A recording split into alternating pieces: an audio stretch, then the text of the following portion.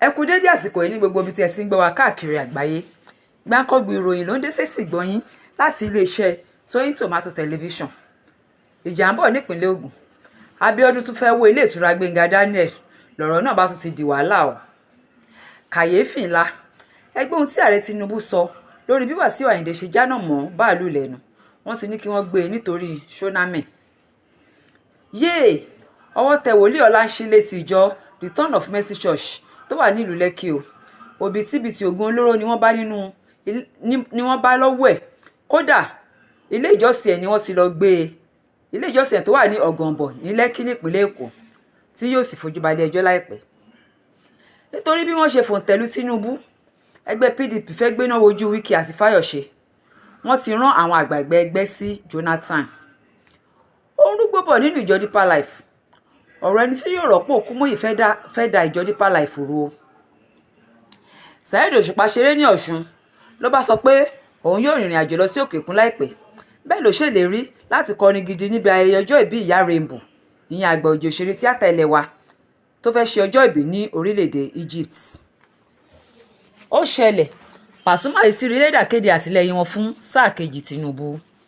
Àwọn gbajúmọ̀ olórin Fújì méjì ilẹ̀ wa, Wàsíù Àlàbí Pasuma pẹ̀lú Àlàmú Tọ́pọ̀mọ́sì ti rí lẹ́dà àti kéde àtìlẹ́yìn wọn fún sáà kejì ààrẹ Bọ́lá Ahmed Tinubu níbi ìpolongo àtúndìbò tí ẹgbẹ́ òṣèlú APC ṣe lẹ́kùn àríwá Ìbàdàn ni àwọn olórin méjèèjì ti ní bókùrà ọ̀kan lójú ọ̀run ẹgbẹ́ òṣèlú APC làwọn máa bá lọ.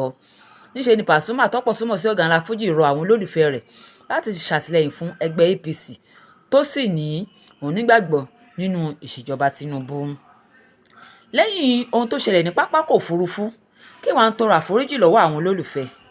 Àwọn àgbà bọ̀ wọ́n ní bí ẹlẹ́jọ́ bá ti mọ ẹjọ́ rẹ̀ lẹ́bi kò ní pẹ́ lórí ìkúnlẹ̀ mọ́. Bóyá òwe yìí ni gbajúmọ̀ olórin Fújì ilẹ̀ wa King Wàsíù Àyìndé Marshal Tọ́pọ̀túmọ̀ sí Kwamwan rò tó fi sáré tọrọ àforíjì lọ́wọ́ ààrẹ orílẹ̀-èdè yìí Aṣíwájú Bọ́lá Ahmed Tinubu pẹ̀lú àwọn ọmọ Nàìjíríà pé kí wọ́n jọ̀wọ́ foríjì òun lẹ́yìn ìwà tóun wù ní pápákọ̀ òfurufú Nnamdi Azikiwe tó wà nílùú Àbújá.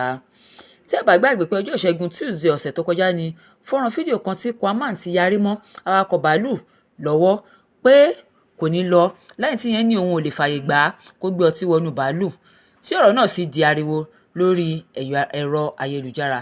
Ṣùgbọ́n ní báyìí Kwamwan ti bẹ àwọn olólùfẹ́ rẹ̀ láti dáríjì pẹ̀lú ìwà tó wù náà.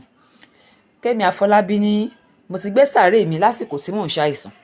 Gbajúmọ̀ òṣèré tíátà ilẹ̀ wa Kẹ́mi Àfọlábí ti ní bí kò bá ṣe ọpẹ́lọpẹ́ Ọlọ́run ni òun mọ̀ pé ẹ̀mí òun kò lè wà lásìkò yìí nítorí pé àìsàn lupus tó ṣe òun gbà náà bá òun fà á gan, tó sì jẹ́ pé òun ti gbé sàárè òun sílẹ̀ nítorí òun mọ̀ pé Ọlọ́run yóò dóòlà ẹ̀mí òun.